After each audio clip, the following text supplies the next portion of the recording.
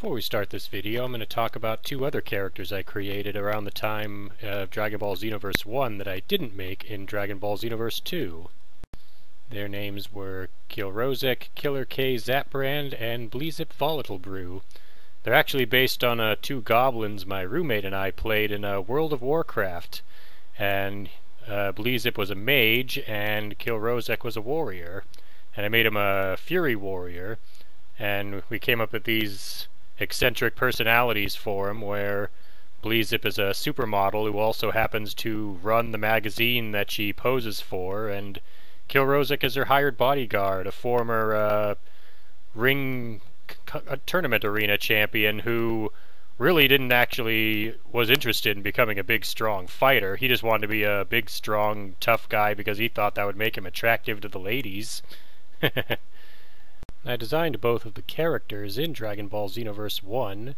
I made Bleezip a blaster and Kill-Rosek a striker. And I mostly gave Bleezip a bunch of funny crowd control moves like the ice attacks and the dancing para-para. And I gave Kill-Rosek a sword and Blue Hurricane, which was the most overpowered strike-based ultimate in Xenoverse 1. It was so good it was nerfed to near uselessness in the second game, which is kind of funny. And yeah, I actually wrote them both into the Dragon Ball fanfiction I've been working on DeviantArt too, where they both show up in the original Dragon Ball arc, where they go on their own little side adventure trying to find the Dragon Balls and getting in the way of the other events that take place. It's kind of amusing. You can check it out on DeviantArt if you want to. But anyway, we'll get on to the main event coming up here.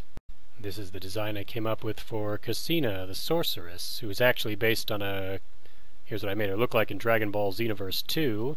She's actually based on the sorceress from Diablo 2, who looks like this. And this was the first time I designed the character, way back when I played Diablo 2.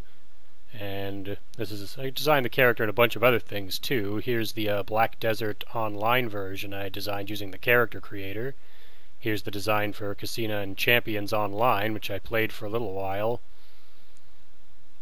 And this is the World of Warcraft version of her that I was able to get all the way to the Sorcerer's Regalia with, which was the tier 0.5 armor that you had to go on a special quest chain to get. And I don't play World of Warcraft anymore, and I haven't played classic World of Warcraft. I quit the game back in 2011, and I never went back.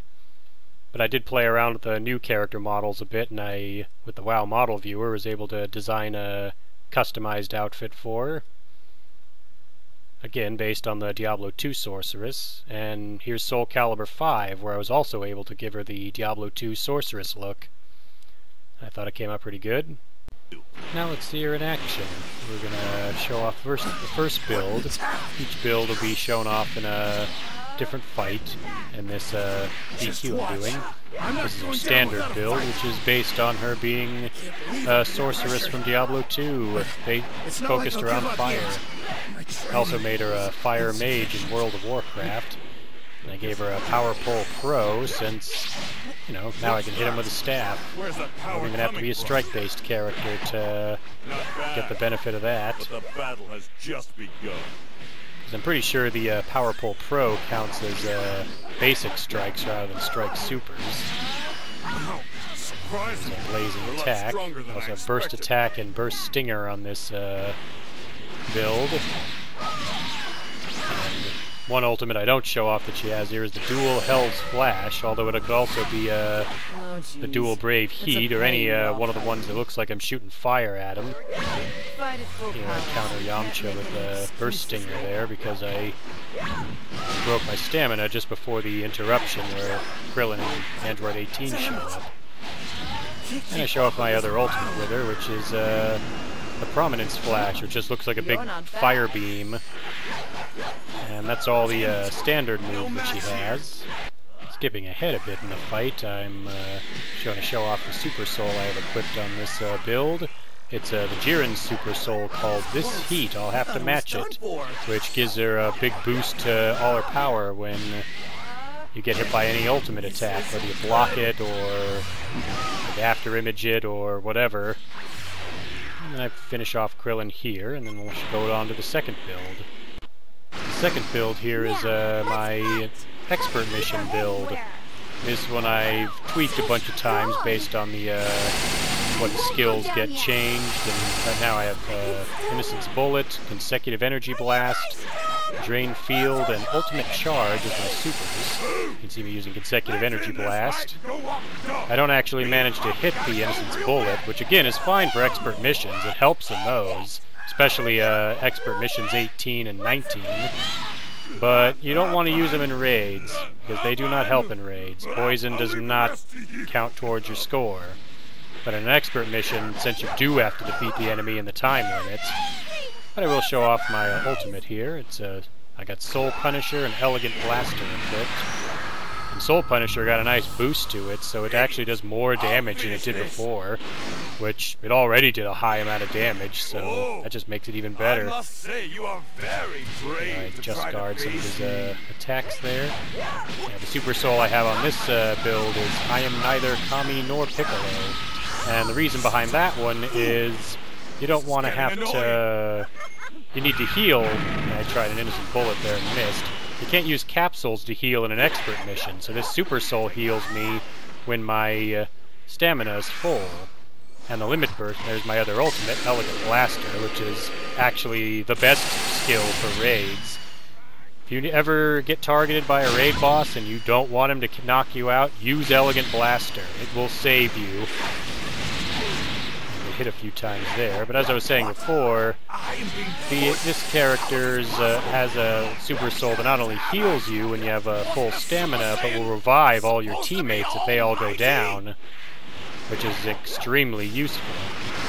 This third build, I bring Whis along since I'm going to use the dual ultimate, and Whis is also the mentor I chose for Cassina. I didn't think that we could all fight together like this. On Goku a bit here. Wearing the camo bikini on this one. Good. And we're going to hit him with the dual ultimate here at the finish. I'm not going to let you win this. And it's a dual symphonic destruction.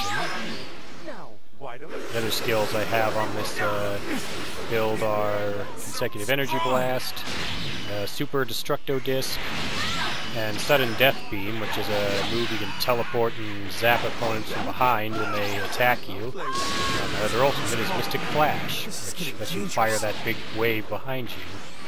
Oh my. Gohan here broke my stamina, but that's alright. Again, I can recover the health just by scoring Just Guards thanks to my Super Soul, which is also Whis' Super Soul, which is called Very Well Then I Shall Reverse Time. See if I can pull one off. I went for a Sudden Death Beam, but he didn't attack. So I threw a Super Destructo Disc, but didn't hit him. Arrow covered some health. And he just guarded me after I just guarded him. Standing right there, but didn't get it. Not bad. This was a surprise.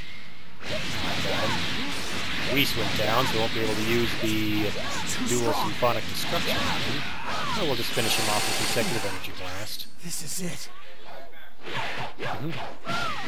Alright. So let's see, I can probably skip ahead to when I use Sudden Death Beam. There it is. That's how it worked.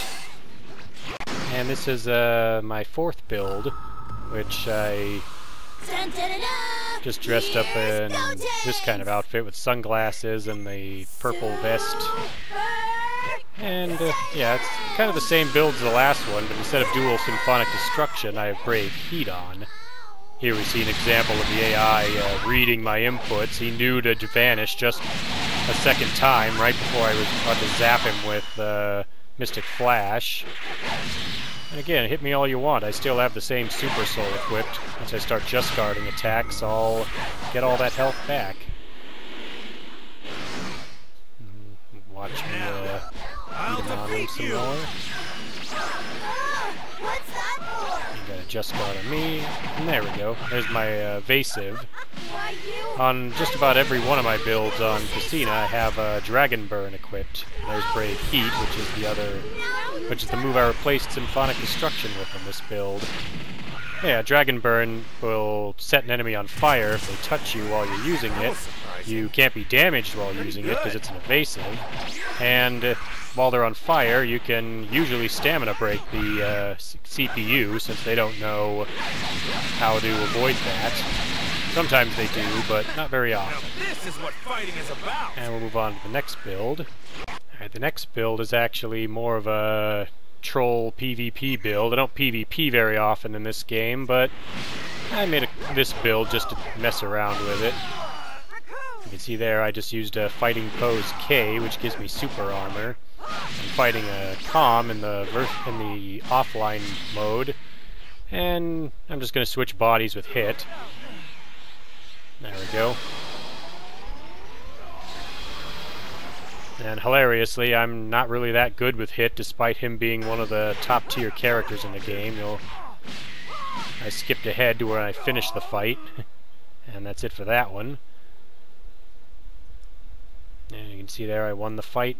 And the next one requires me to go into the training mode. This is Crystal Raid Casina. This is the Crystal Raid boss version of her that has all the boss skills. And you unlock these by completing the expert missions to unlock these skills. You can see I'm using Bloody Sauce there, the Crystal Raid version. And I'll use, next is Marveling Drop. This is again the Crystal Raid version. This is the legit version you can only use in training mode and when you're the Crystal Raid boss. And there's the Crystal Raid variation of Brainwash attack. In a moment, Demigraw's going to break out of it. There we go. And the other ultimate I gave myself was a Heat Dome attack. And it looks like that. There's the Gigantic Ki Blast, which is the other ultimate I equipped. Rather than throwing it down and blowing up, though, the Crystal Raid version, you throw it directly at your target. And the evasive is Peeler Storm, which does the Peeler Storm thing. You can see I have Brainwash attack to charge. That's letting me know that unlike actual boss skills that some people mod in, you have a cooldown on them, but the game will let you know when your boss skill is recharged. And that should do it for this video. And I'll probably make these kinds of character perspective videos for some of my other Dragon Ball Xenoverse 2 characters. So I'll see you for those ones, and I'll see you then.